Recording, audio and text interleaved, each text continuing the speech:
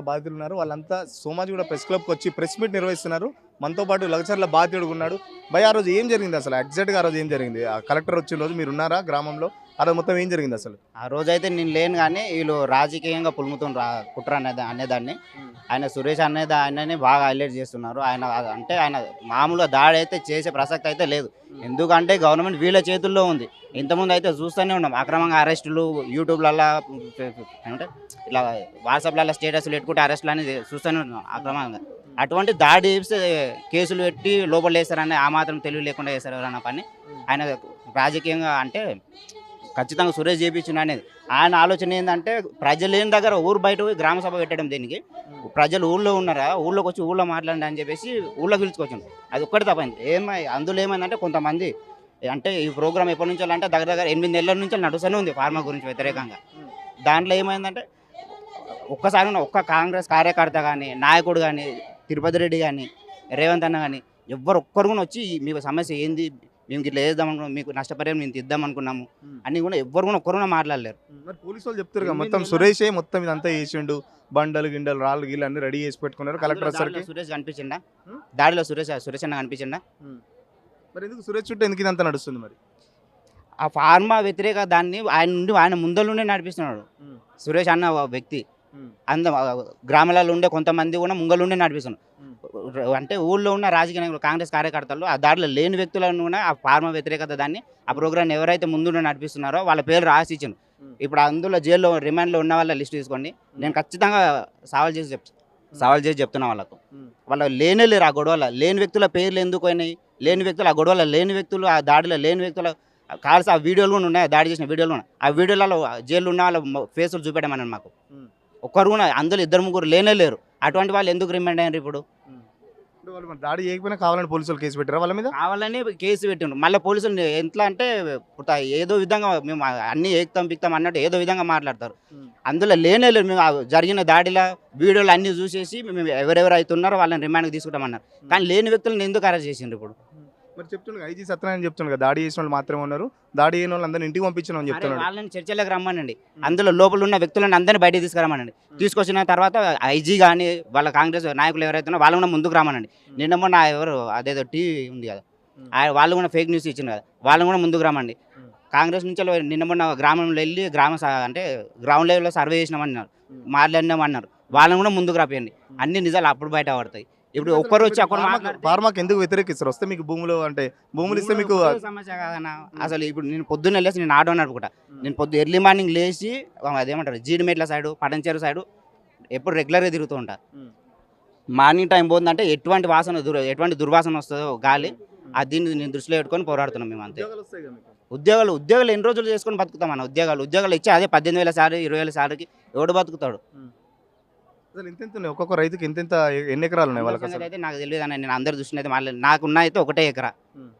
ఇంత ఉన్నది 20,000 ఏమంటారు రుణమాఫీ కూడా 20,000 లోన్ ఉంది, 20,000 రుణమాఫీ కూడా కాలేదు మాకు. 500 గ్యాస్ సిలిండర్ కూడా అన్నారు, అది కూడా రాలేదు మాకు. మరి మీరు ఎంత ఎక్స్పెక్ట్ చేస్తారు? వాళ్ళు ఎంత ఇస్తున్నారు? అసలు ఈ డబ్బులే వద్దు, వేరే కంపెనీ ఏదైనా తీసుకురా, ఐటీ స్కిల్ డెవలప్మెంట్ ఏవైనా తీసుకురా, సంతోషంగా మా ముంగలుండి మా భూమి రాసిపోతే మా పేరు అప్పుడు మీరు అందరూ మీడియా వాళ్ళందరూ మమ్మల్ని అడగండి. అడుగుతారా మరి? సీఎం రేవంత్ రెడ్డి తమ్ముళ్ళు ఉన్నారు, వస్తున్నారు, వాళ్ళు ఏమైనా వచ్చిరా? వాళ్ళకి సంబంధించిన వాళ్ళు కానీ వాళ్ళు కానీ ఏమైనా బెదిరిస్తారా, భయపెట్టిస్తారా, ఏం చేస్తారు? అసలు ఎవరు రాలేరు. గ్రౌండ్లో అంటే ఊళ్ళో ఉన్న కాంగ్రెస్ కార్యకర్తలు మాత్రమే డీల్ చేస్తున్నారు. మళ్ళీ రేవంత్ రెడ్డి అంటే ఏమంటారు పూర్తి సమాచారం వెళ్తుందా లేదా అనేది కూడా తెలియదు. కంపెనీ కోసం ఇదంతా చేస్తున్నారు అంటారు కదా బయట. ఏమో ఆ కంపెనీ అల్లుందని మాకు ఇన్ఫర్మేషన్ ఉంది, అంటే ఆయన పర్టికులర్ ఇన్ఫర్మేషన్ అయితే మాకు తెలియదు. ఏం చెప్తావు ముఖ్యమంత్రికి? ఏం చెప్తావు? ఫార్మా అనేది అసలు వద్దు, నువ్వు వేరే కంపెనీలు ఏమైనా తీసుకురా, మేము అప్పుడు అడ్డు పడుతున్నట్టే మమ్మల్ని అడుగు, అప్పుడు నీ చెప్పు దిగున తీసుకొని కొట్టు మమ్మల్ని, మీకు వేరే కంపెనీలు తీసుకొస్తే మేము అడ్డు పడితే మీకు. అదే గ్రామంలో ఎట్లుంది ఇప్పుడు పరిస్థితి? పోలీసులు అరెస్ట్ చేశారు, ఎట్లా ఉంటారు గ్రామంలో? ఎట్లా ఉంది పరిస్థితి అసలు? గ్రామంలో అయితే నేను ఇప్పుడు వెళ్ళలేను, ఇక్కడ సిటీలోనే ఉంటా. కానీ చూసిన విజువల్స్ అన్ని చూస్తుందంటే వాళ్ళ కార్యకర్తలను తీసుకొచ్చి ఏదో తప్పుడు ప్రచారాలు చేస్తుండ్రు తప్ప అసలు అందులో ఏమి ఉన్నాయి, ఎటువంటి నిజాలు కూడా లేవు. వాళ్ళ కాంగ్రెస్ కార్యకర్తలు ఏం చెప్తున్నారంటే ఆ దాడిలో గుండాలను తీసుకొచ్చి పెట్టినారు, మళ్ళీ జైల్లో గుండాలు ఉన్నారు, రైతులు ఉన్నారు ఆ జైల్లో. దాడిలో పాల్గొన్న కాంగ్రెస్ కార్యకర్తలు, బీఆర్ఎస్ కార్యకర్తలు ఎవరు మరి? అసలు అందరూ ఉన్నారు, ఒక్క బీఆర్ఎస్ కార్యకర్తలనే కాదు, అందులో కొంతమంది కాంగ్రెస్ కార్యకర్తలు కూడా ఉన్నారు.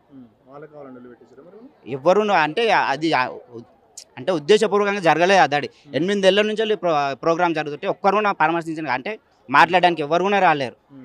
ఆ ఉద్దేశంతో ఆ గొడవ జరిగింది తప్ప కానీ వేరే రాజకీయాల వల్ల అయితే ఏం జరగలేదు అందులో. మరి సురేష్ పట్నం నరేంద్రతో మాట్లాడు, కేటీఆర్తో మాట్లాడి ఇదంతా పోలీసు వాళ్ళు చెప్తారు, కాంగ్రెస్ వాళ్ళు చెప్తారు కదా. అదే వీళ్ళు సురేష్ మాట్లాడండి అని చెప్తున్నారు. అంత మాట్లాడిన అన్నిసార్లు మాట్లాడిన అన్నది ఒకటి ఉంది వాళ్ళ దగ్గర రిపోర్ట్ అయితే. మళ్ళీ ఏం మాట్లాడిన అనేది కూడా ఉంటుంది కదా, అంత రిపోర్ట్ ఉన్నప్పుడు వాళ్ళ దగ్గర 42 సార్లు అని మాట్లాడినా అంత క్లారిటీ ఉంది. కేటీఆర్ సార్ 6 సార్లు మాట్లాడినా అంత క్లారిటీ ఉంది. వాళ్ళు ఏ విషయం మాట్లాడిన అన్నది కూడా ఉంటుంది కదా వాళ్ళకు. అది నువ్వు బయట పెడితే అయిపోతుంది కదా. అదే 42 సార్లు మాట్లాడిన 6 సార్లు మాట్లాడిన అన్న లిస్ట్ ఉన్న బయట పెడితే అయిపోతుంది కదా. అందరికి జనాలకు చూపిస్తే అయిపోతుంది కదా ప్రూఫ్స్తో. ఎందుకు చూపిస్తలేదు? అసలు ఊళ్ళో పోయే పరిస్థితి ఉందా? ఊళ్ళో పోతే నేను ఏం చేస్తారు అసలు మరి ఇప్పుడు పోలీసు వాళ్ళు? ఇంతవరకు అయితే ఊళ్ళో అయితే నాకు ఎటువంటి అంటే శత్రుత్వం ఎవరితోని శత్రుత్వం లేదు. కానీ ఇప్పుడు ఇలా మాట్లాడుతున్నా ఇప్పటి నుంచి ఉంటాయి. ఇప్పుడు మీరు చూస్తారు, ముందు చూస్తారు నా పైన జరిగేటివి ముందు సమాచారాలన్నీ. ఊళ్ళోకి పోయే పరిస్థితి ఉందా? భయం, చాలా భయంగా మాట్లాడుతున్నావు. వచ్చినప్పుడు కూడా చాలా భయంగా మాట్లాడుతారు. ఎందుకంత భయపడుతారు? మీ భూమి కోసం మీరు కొట్లాడుతారు కదా. ఊళ్ళో ఉన్న రాజకీయాలు ఇప్పుడు అట్లా చేస్తున్నారన్న, దాని గురించి భయం అంతే. వేరే దీని గురించి కూడా భయం లేదు. అనవసరమైన ఇప్పుడు చూస్తూనే ఉన్నాం. సురేష్ అన్న వ్యక్తి ఆయనకి ఎటువంటి ఆ గొడవకు దానికి ఎటువంటి సంబంధం లేదు. జనాలు అసలు జనాలే తన ఓపికలను నశించిపోయి ఆ దాడికి పాల్పడ్డారు తప్ప ఆయన మేము అంటే 4 సార్లు ప్రోగ్రాంలోకి పోయినాము. ఊళ్ళో జరుగుతున్న ప్రోగ్రాంలకు ధర్నాలు చేస్తామంటే అది దానికి పోతుందంటే ఆయన అంటే వేరే వ్యక్తులు ఎవరైనా సరే ఒడుతున్నా గట్టిగా మాట్లాడుతున్నా సరే అట్లా మాట్లాడకండి, అది మన నైజం కాదు, అట్లా మాట్లాడితే మన తప్పు అవుతుంది, అట్లా చేయకండి అన్న వ్యక్తి దాడి ఎట్లా చేపిస్తాడు? వెనకాల ఎంత పెద్ద వ్యక్తి ఉన్నా సరే గవర్నమెంట్ వాళ్ళ చేతుల్లో లేనే లేదు, వాళ్ళ చేతుల్లో ఉంది. అంత తెలుసుకున్నా ఎట్లా దాడి చేపిస్తారు? సురేష్ ఇప్పుడు అయితే పోలీసులకు దొరకలే కదా, దాడి చేయనప్పుడు ఎందుకు లొంగిపోతున్నాడు? సురేష్ ఎందుకు దాక్కుంటాడు మరి? వాళ్ళు అంత తప్పుడు ప్రచారాలు చేసినప్పుడు ఎవరికైనా భయం వేస్తుంది. బయట ఉండి ఇంకా ఇప్పుడు ఆయన ముఖ్యంగా ఇప్పుడు లోపలికి వెళ్ళండి ఆ ప్రోగ్రామ్ ఎవరు నడిపిస్తారు? లేకుంటే సార్ మా ఆయన మేము పనికి వెళ్ళినాం సార్. మేము పని చేసుకొని బతికేటోళ్ళం సార్. మేము ఇల్లు కట్టుకున్నాము, 3 సంవత్సరమే అవుతున్నది సార్. ఎంత 30 లక్షలు వేసి ఇల్లు కట్టుకున్నాం సార్. మేము ఎన్ని ఎకరాలు ఉన్నది భూమాడ? 6 ఎకరాలు ఉంది సార్. మా మామ పేరు మీద ఉంది, మా ఆయన పేరు ఒకటే ఎకరం ఉంది సార్. ఏం చెప్తావు మరి రేవంత్ రెడ్డికి? ఏం చెప్తావు? ఆ రోజు మొత్తం దాడి చేసినట్టు, మీరు ఆ దాడిలో లేరా? ఆ దాడి చేసింది ఎవరు అసలు? మీ ఊరోళ్ళేనా బయట వాళ్ళేనా? మా ఊరోళ్ళే. అయితే భూమి ఎవరిది పోతుందా? వాళ్ళే సార్. మేము భూమి పోతున్నదని మేము వస్తున్నాం, మేమే కొట్లాడినా. నేను కూడా లేకుంటే మా వాళ్ళు పోయినరు, పెద్దోళ్ళే పోయినరు, మా పిల్లలు కూడా పోలేరు సార్.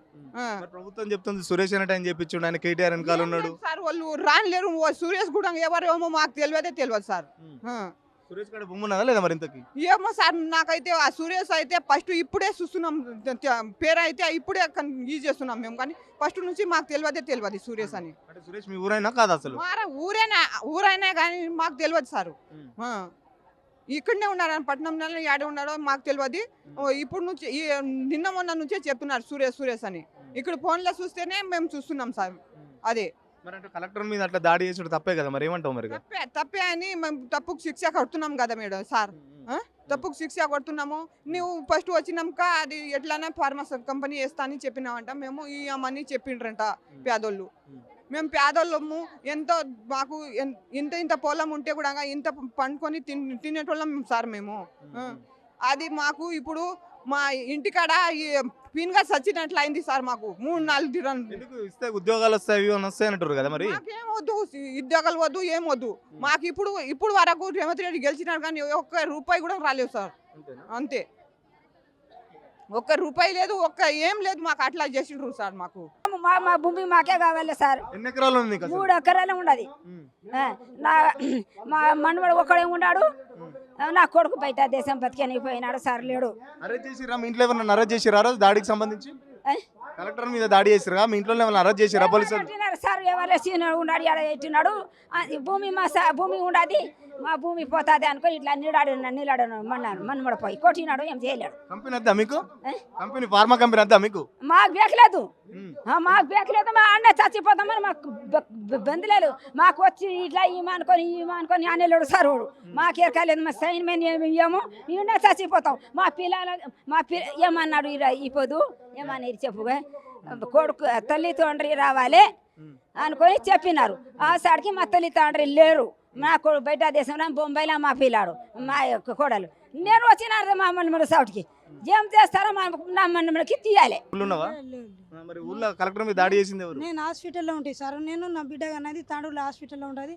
ఆ దాడి నాకు తెలియదు. ఏమైనా అలర్ట్ చేశారా మీ ఇంట్లో ఎవరైనా? కొడుకుని ఎరా చేశారు. ఎందుకు మరి దాడులు లేనంటుండు కదా మీ కొడుకు? లేనప్పుడు నేను లేదు మాకు ఏం ఎవరేం చేయరని ఇంట్లో కూర్చున్నాడు. దొంగలందరూ దేకపోయి ఇక నేను ఎక్కడ పోలేను, నేను ఇంట్లోనే ఉంటా అని ఇంట్లో ఉన్నాడు. ఒకటి వచ్చిండ్రు, లైట్ బంద్ చేసిండ్రు, ఇక కూస్తున్నారు. కొట్టిరా ఏమైనా? పోలీసులు ఇంటికి వచ్చినప్పుడు ఏమైనా కొట్టిరా? మీ కొడుకుని ఏమైనా కొట్టిరా? ఇట్లా తీసుకుపోయారు? కొట్టిండ్రు, కొట్టిదే తీసుకొచ్చిండ్రు. ఏం చెప్తావు మరి ముఖ్యమంత్రికి? ఏం చెప్తావు? ఫార్మా కంపెనీ కావాలంటున్నావా వద్దంటున్నావా? ఎందుకు? వద్దు, ఫార్మా ఉండదు అందులోనే బతకాలి. ఉద్యోగాలు వస్తాయి కదా ఏమన్నా? ఏం ఉద్యోగాలు వద్దు మాకు. కనీసం మా భూములు మాకు పోవద్దు ఎట్టి పరిస్థితుల్లో ముఖ్యమంత్రికి చెప్పేది అదే. రేవంత్ రెడ్డి ముఖ్యమంత్రి అయిన కానించాలి 8 నెలల కానించాలి మమ్మల్ని మా భూములు కావాలని చెప్పేసి అక్కడ ఫార్మా సిటీ ఉంటారు. అక్కడ ఫార్మా సిటీ కాకుండా ఫార్మా కంపెనీ కాకుండా వేరే ఏదైనా కంపెనీ పెట్టినా మేము ఏదైనా ఆలోచిస్తాం, మాకేమైనా కొంచెం నష్టపరిహారం ఇస్తే ఆలోచిస్తాం, కానీ ఎట్టి పరిస్థితుల్లో ఫార్మా కంపెనీకి మాత్రం మేము ఒప్పుకోము. ఖచ్చితంగా జబర్దస్త్ చేసి మా భూములు అయితే లాక్కోవాలని చూస్తున్నారు అటు రేవంత్ రెడ్డి ప్రభుత్వం. కానీ అక్కడ లోకల్ ఉన్న కాంగ్రెస్ లీడర్లు మాత్రం ఖచ్చితంగా మమ్మల్ని ఆ దాడిలో పాల్గొన్న వాళ్ళందరినీ మొత్తం రాత్రికి రాత్రి చాలా ఘోరంగా పోలీసులు అయితే అరెస్ట్ చేస్తున్నారు. సో ఇప్పటికీ కూడా వాళ్ళు మాట్లాడాలంటే కూడా భయపడుతున్న పరిస్థితి. ఎందుకంటే మళ్ళీ ఇక్కడ మాట్లాడి మళ్ళీ వాళ్ళు ఆ గ్రామంలోకి వెళ్ళాలి, అక్కడ మమ్మల్ని టార్గెట్ చేస్తారన్న ఉద్దేశంతో కూడా కనీసం వాళ్ళకు మాట్లాడలేని పరిస్థితి కూడా ఉందనేసి వాళ్ళ మాటల్లోనే అర్థమవుతుంది. చూద్దాం మరి ఇప్పటికైనా దీనిపై ప్రభుత్వం ఏ విధంగా సమాధానం చెప్తుందో. దాడికి సంబంధించి మాత్రం సురేషే మొత్తం చేశాడని చెప్పేసి ప్రభుత్వం పక్కన పోలీసుల పక్కన చెప్తుంటే సురేష్కు అసలు ఈ దాడికి ఎలాంటి సంబంధం లేదు, అక్కడ మేము అందరం ఉన్నాము, గ్రామస్తులు అంతా కలిసి చేసాం, సురేష్ దీంట్లో ఎలాంటి సంబంధం లేని చెప్పేసి అయితే గ్రామస్తులు అయితే వాళ్ళంతా ఒకటే చెప్తున్నారు. కెమెరా పర్సన్ రాజుతో Suresh, signal TV, Somajiguda press club నుంచి.